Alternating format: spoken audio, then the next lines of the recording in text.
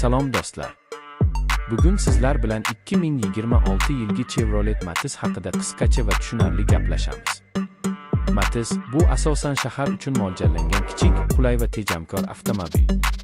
U birinchi marta 1990 yillarda ishlab chiqarilgan va yillar davomida oddiyligi hamda arzon xizmat ko'rsatishi bilan mashhur bo'lib kelgan.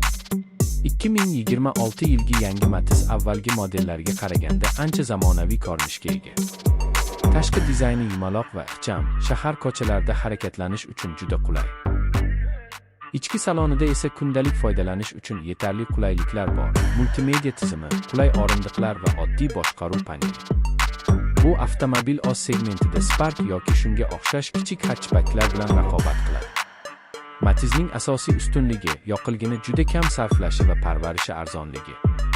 Kichik dvigatel shahar ichida yetarli quvvat beradi va yangi haydovchilar uchun ham juda mos.